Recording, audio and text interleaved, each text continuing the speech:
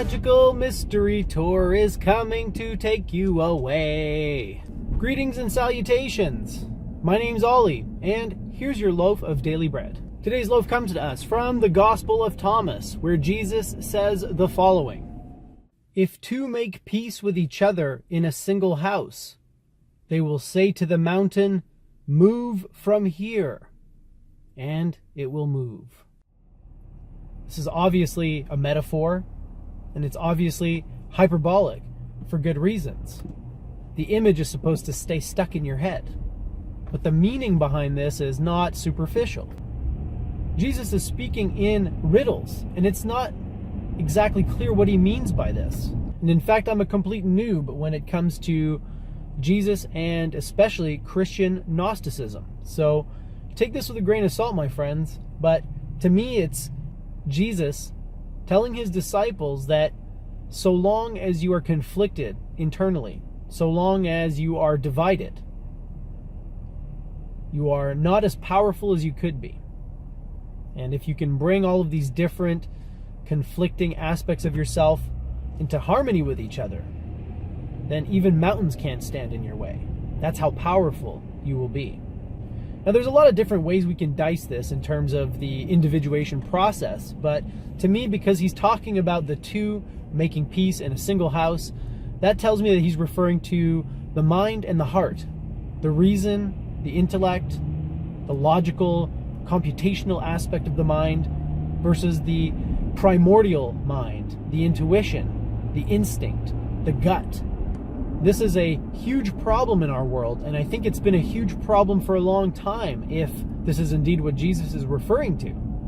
Because if 2,000 years ago Jesus was telling his disciples, dudes, you got to bring your minds and your hearts into alignment. If he was telling them that 2,000 years ago, obviously it was a problem back then. And it's not hard to see how this can happen. The mind is such a wonderful, useful tool. We've come to rely on it almost exclusively. And this is taking a toll on us. The mind is merely the tip of the cognitive iceberg. The bulk of the iceberg is under the surface in what I like to call the primordial mind. The part of the mind that you can't access directly. The part of the mind that operates without you noticing and spits out all kinds of information at you, not through verbal thoughts, not through that little running monologue in your head, but through feelings, gut feelings, emotions, and those types of things.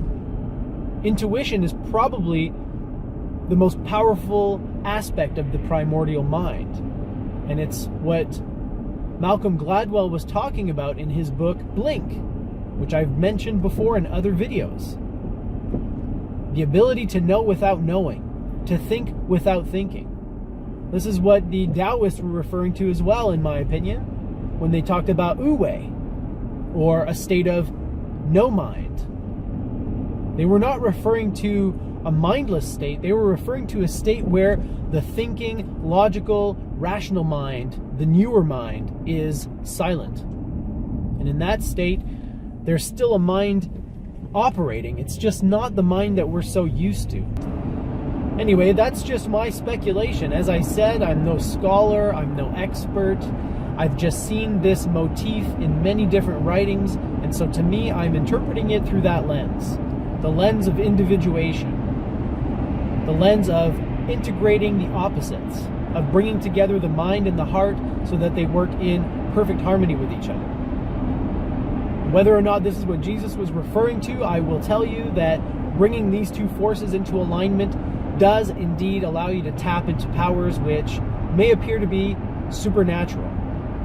I mean, how else can you explain knowing something without knowing it?